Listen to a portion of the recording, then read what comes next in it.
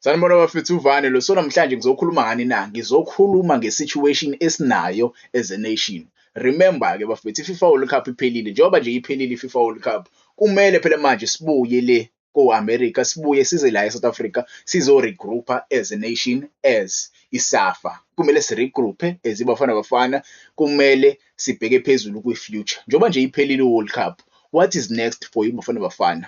Yebo, niyazazi-ke iy'ndaba regarding the coach of iBafana Bafana kubani na, kuyi-Hugo Broos. Bambuzile-ke ey'ndabeni, babuza lapho ngesikhathi-ke sikhishwa i-Canada ukuthi-ke ingabe zithini iy'nhlelo zakho about i-future with iBafana Bafana. Yabo, washo ukuthi-ke akwazi-ke akhulume iy'ndaba ey'kanje after i-defeat. Yabo, ngcono ukuthi ahlale kahle phansi, yabo, akhulume kahle, address kahle iy'ndaba mase-ke sinesikhathi. Remember-ke, before i-World Cup washo uHugo Broos ukuthi-ke kungenzeka a-retire, athathe umhlalaphansi. Not ukuthi-ke kungenzeka, washo ukuthi uzothatha umhlalaphansi after i-World Cup ayohlala ney'ngane zakhe because iy'ngane zakhe uyayikhumbula. Yabo, khulumile futhi nabey'ndaba, washo ukuthi-ke wacela nje umkakhe ukuthi-ke a-travel-e with iBafana Bafana for the last time after eshaye i-South Korea. Washo ukuthi-ke uzomnikeza 1 week ukuze-ke adlale aqhubeke neBafana Bafana. After-ke isiphelile imidlalo angabuyela le eBelgium. So uthi yena ngokwakhe ukhumbula iy'ngane zakhe. So the big question is, who is the next coach of iBafana Bafana? Yabo, many people are asking themselves, who is the next coach? Who are we going to appoint as the new Bafana Bafana head coach? There are many names I've heard. There are many names, and mina ukuboneni kwami ukuthi-ke yes, these are good names, but-ke ngizoprovide i-clarity ukuthi-ke why labo coach labo bengeke bayi-coach iBafana Bafana, and I will provide one name okungenzeka ayi-coach iBafana Bafana. Yabo, because kule list le yabo abo-coach engibazwile, I heard ukuthi-ke Jose Rivero is part of the coaches. I heard uSimanqoba Mnisi is part of the coaches. I heard ukuthi-ke Rulani Mkwena is part of the coaches. Also, Peter Mosimane is part of the coaches. Yabo. So, ngizoqala nje ngobani na? Ngizoqala ngaye uManqoba Mnisi. Manqoba Mnisi, mina ngokwami, I think kungenzeka abe part of i-technical team yayo inina iBafana Bafana if kwenzeka iBafana Bafana i-appoint-a ucoach omusha. But I wouldn't say uManqoba Mnisi uyena ozobe head coach yani na yayo iBafana Bafana. Remember last year ubani na uHelman Mkhelele wahamba wayowenza iy'ncwadi zokuthi-ke abe ucoach wayo, kahle kahle abe nje ucoach oney'ncwadi, because uHelman Mkhelele akanazo iy'ncwadi ezanele ukuthi-ke acoach-e i-club. Yabo, last year wahamba waya le Lesotho wayowenza iy'ncwadi zokuthi-ke abe ucoach. So mina I would put uHelman Mkhelele kuyona le list le ukuthi-ke naye kungenzeka abe one of the candidates ukuthi-ke abe uyena ucoach, maybe naye futhi-ke abe part of i-technical team yayo iBafana Bafana after uHugo Broos ehamba.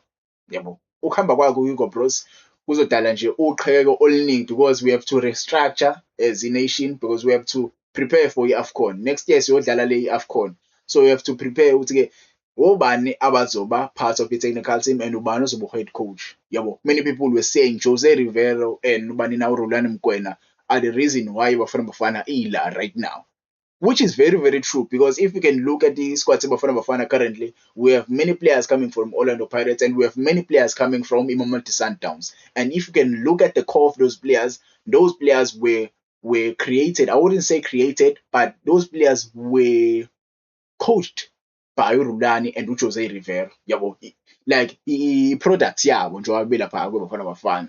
So mina ngokwami ukumlanda ubani na uRulani wouldn't be a bad idea, but I don't think it will be I don't think kuzoba yinto ezoba impumelelo. Ngeke sikwazi ukumlanda uRulani ngoba uRulani usayine i-contract with the Al-Ittihad. Contract ayisayinile ibiza imali iney'mali ey'ningi leya contract ayisayinile, and futhi-ke umjida usanayo iminyaka, yabonga kuyena, I think una-39. Yabo, njengoba ena-39 nje usanayo iminyaka, usengahlala laphana kwi-Al-Ittihad. Mase-ke mhlambe la ko-50, 50 something abuye eze la eSouth Africa azoyi-coach iBafana Bafana. I feel like uRulani, yes, he might be a coach of iBafana Bafana, but not now. Maybe in the future we might look at uRulani and say, Rulani, are you available to coach iBafana Bafana? And I will think umjida anga-accepta lokho. And another coach abantu abambizile uJose Rivero. Jose Rivero will be perfect coach for iBafana Bafana, but there's a big but.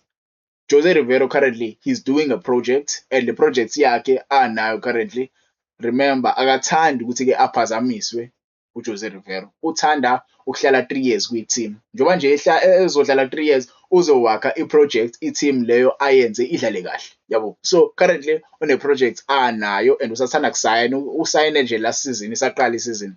Not last season per se, no, kulo nyaka lo ngoJanuwari, yabo.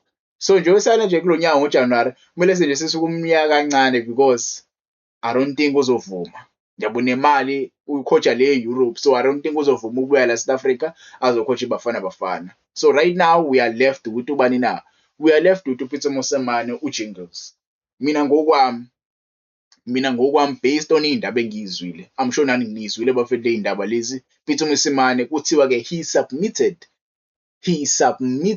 i-CV yakhe kwiSAFA because they are looking for a new coach. Njengoba nje eyisubmithile-ke i-CV yakhe, yena uPeter Mosemane mina ngokwami, I think he's the perfect candidate to coach iBafana Bafana.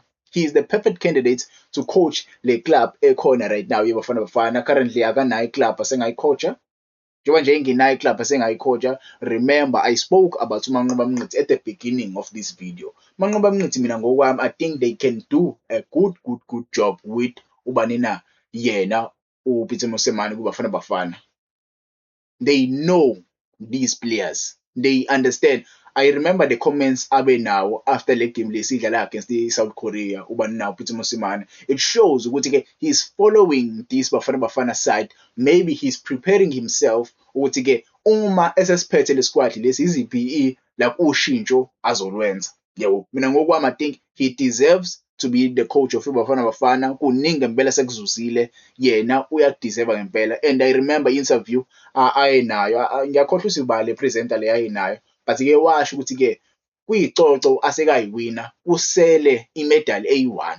Yabo, kuzo zonke iy'coco asekayiwina e-Africa. I'm talking about African trophies he has won.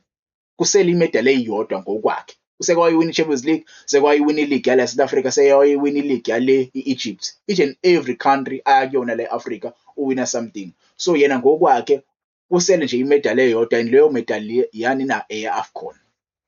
So that should ring ekhanda ukuthi uPeter Mosemane is going to be the new head coach of iBafana Bafana, and uzohamba nobani na?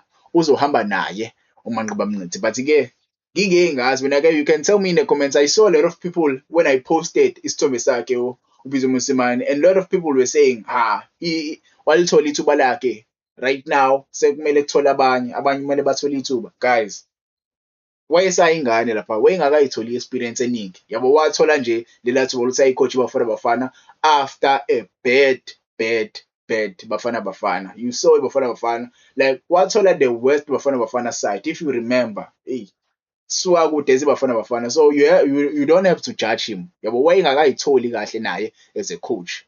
So right now usenayo into, yabo, ephathekayo esengamathemba ngayo. Usenayo experience, usekhojile e-Africa. Ngalezi ayikhathi wayengakabi nayo experience leya nayo manje. So mina ngokwami I think he deserves to be the coach of yona iBafana Bafana.